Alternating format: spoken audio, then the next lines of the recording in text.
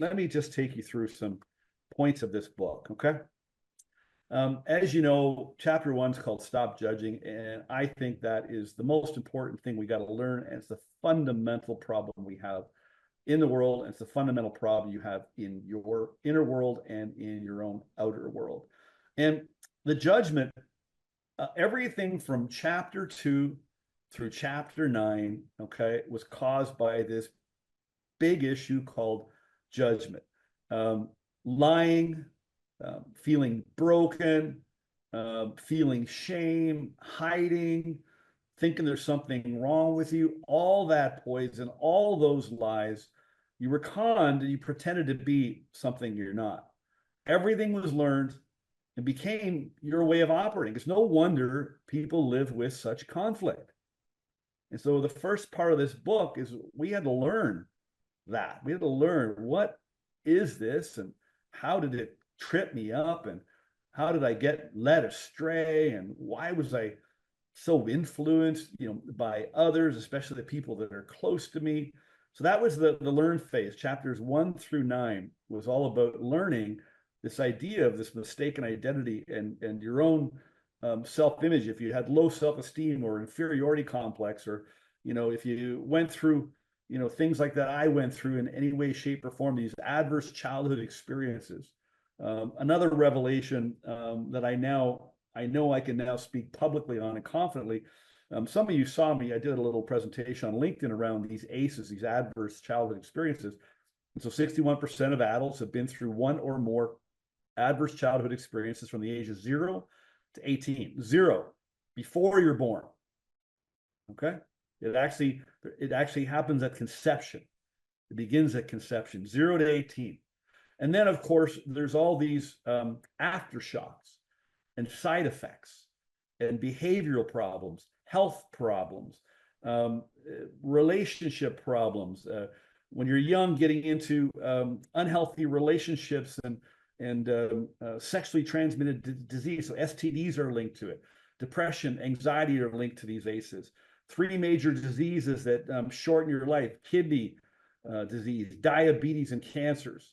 In fact, people that go through ACEs, their lives end early, statistically. There's all these side effects. And then we get up in all these behavioral habits, addictions, and coping mechanisms. And I came to the conclusion after studying all that, I thought, and I know it, and I'm glad Danny showed up because he's such a great example. He had extreme ACEs, right? And one of his addictions and coping mechanism was alcohol and booze, And I thought, I know that if I can just get this guy to see himself differently, the way that I see him, the way I saw him when he was this beautiful, wonderful 12-year-old boy when I first met him. If I could just get him to see that side of him and get him to act like that person, so he'd get reactions and he'd get confirmations that, yes, in fact, that's who he is, he could end those addictions. And I know now that to be true. And so the only reason you're doing what you're doing is because how you feel about yourself, because of the mistakes you made, because of the ACEs. But you wouldn't be doing what you're doing to yourself if you didn't have the side effects from the ACEs, if you didn't go through the ACEs. So all this pain, all this judgment, all this guilt, all this shame, all comes from your mistaken identity. So then what we got to do is we got to unlearn this. So the unlearn phase, 4, 5 really key points. It's a lot easier to be yourself. You got to stop worrying about what people think of you. You've got to. And the easiest way to do that, okay, the fastest way to do that is to follow the rule around judgment. Stop judging other people. Just look for the good, okay? And just the more that you can be yourself, everything starts to get better. It might be a little risky at first, but you can't go wrong being yourself. You can't. It's impossible to go wrong being yourself. Are you going to do some things wrong, make mistakes? Absolutely. Are you going to sin? Absolutely. But it's so much easier to be yourself. And so what we got to do is we got to distance ourselves from worrying about what people think. And that is a decision. You got to remind yourself that over and over and over and over and over. Right? I was doing it for several years and it felt like I wasn't getting anywhere. But then one day all of a sudden I realized I'm so far away from that. And when I finally saw how far away I was, that it was in the distance. I just kept distancing myself more. And I knew that I would continue to distance myself more. So much so that here I am last night and today laughing at myself and telling you, so you can laugh at me, what my mistaken identity was doing last night over dinner. That's how little I care about what people think, about what he thinks about me or what you think about me. You've got to be yourself, and you got to keep practicing and distancing yourself from worrying about what other people think. The chapter on it wasn't because of you. You've got to stop taking things personally. You must. Because all your pain and all your suffering and all your emotional reactions is generally coming from something on the outside. And people say and do things and you take it personally. And you know it's not about you, it's about them. Right? And and we have to use empathy, we have to use sympathy. We know that they have a mistaken identity. We know they have challenges too. And that little piece of scripture, forgive them for they know not what they do. They're ignorant. Don't blame them for ignorance. Don't judge them for their ignorance. Just meet them where they're at, But you got to set up that guard. You got to stop taking things personally, especially, listen, if you're going to take anything personally, I think the only issue you should take personally is if you really know who you are as a person, and the person giving you some feedback, they really know who they are as a person, and they really know you as your true self. Then maybe you can take it personally. And so ones are our loved ones that are really close to us, that really know us, that are really healthy. Maybe you can take a little bit of feedback from them. Okay. Stop shooting on yourself and making shit up. Okay. You got to train yourself. You got to stop shooting on yourself. Okay. And that leads to the stop it chapter, right? You got to use this thought stopping. You got to stop shooting on yourself. You got to stop making up emotional drama, these scenes in imagination. In Maltz's book, again, talking about the self-image and preparing the lesson for this Wednesday, he reminded me about this idea of how to get the winning feeling. It's the same way you get the losing feeling, right? Anybody ever feel like they're a loser? Put your hand up. Anybody? Yeah. Anybody feel bad about something? Yeah. Well, what you're doing is you're using your imagination to replay stuff. And it starts out slow. It's called gradualness, right? He's talking about what Pavlov said on his deathbed. He said, what should people do? He said they should use gradualness.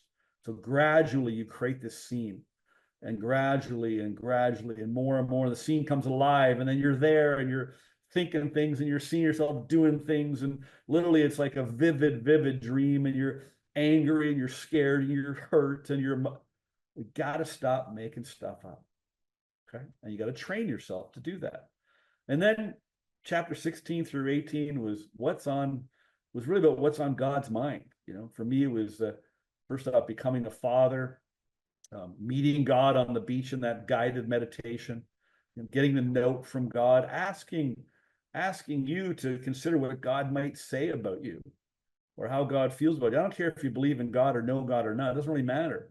I put scriptures in this, and I put those chapters in there because I want you at the very least to consider what God thinks of you and feels towards you.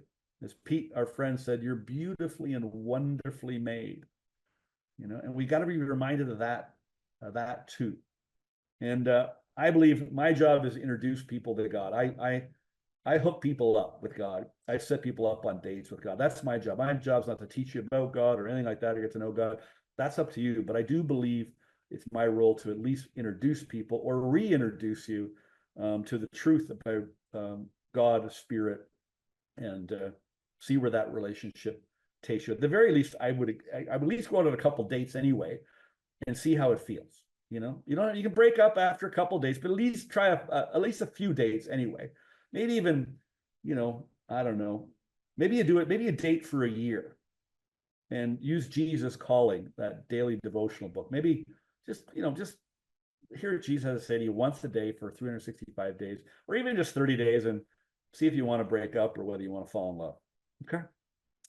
And then the relearn phase. You've got to stop letting your emotions run your thinking and direct your life. You got to keep training yourself to do that. If you're still doing it, it means your training's not done. Now, I know you can do it because you've been doing it. I've talked to every one of you many, many times, and you do absolutely have the ability to not allow that elephant in the room to trample all over your life and cause damage. And you got to ask yourself, is that really, that shit I'm making up, is that really, really true? You got to stop feeling sorry for yourself. Right? You got to stop feeling sorry for yourself. You have nothing to feel sorry for yourself for anymore. If you do that, you're going to stay stuck for the rest of your life. And, stop thinking things that aren't true or that don't serve you. We've got to grow up, take care of that little boy, that little girl in you. Do not spend the rest of your life acting like a child and then raising children of your own the same way. And then the last few chapters is you've got to stop thinking about yourself so much. We became self-centered. I talk about that in the chapter about being self-centered, and really just if you're thinking about yourself too much, all you're going to do is find things wrong with yourself. You generally don't find enough right with yourself. You find too many things that are wrong with yourself. And then you got to let go of the guilt. You're not guilty for anything unless you've committed a crime. And if it's in the past, you're free. You've served your time. You don't go back. Don't go back to that emotional prison. Don't let anybody else charge you with a crime that you did not commit. Okay? Some people still go back to an emotional prison, and they get arrested, and it's a case of mistaken identity. And so you don't want to be charged for a crime that you did not commit. And then let go of the past and live in the middle. And so the cure really is the let it go chapter, and the cure is really, they go together. And the let it go, the idea is you just need to live in the middle. Okay. Corey talked about living in 24-hour blocks. That's the middle. You got to live in the middle. Right. And so if you have trained yourself not to think about the past, not to talk about the past, not to give any energy to the past, not let anybody else to dredge up the past, if you stay out of the past, okay, and you train yourself not to worry about how things are going to happen and try to control your future and create anxiety, if you can do those two things, if you practice those ends of the stick, right, and you get those two straight, you can't help but you land in the middle. You live in the now. You live in the moment. You live one day at a time.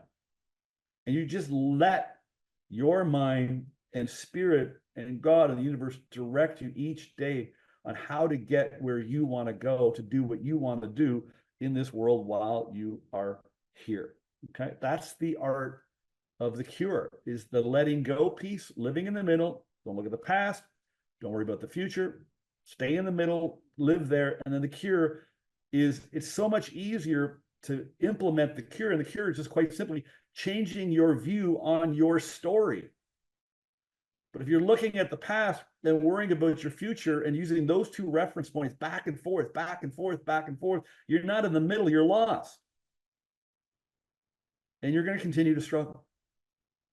But when you live in the middle, you're not looking at the past, you're not worrying about the future, you can look at the past objectively, not subjectively, objectively. And you can look at that and you can change your mind like that about the past. And then that changes your view on you.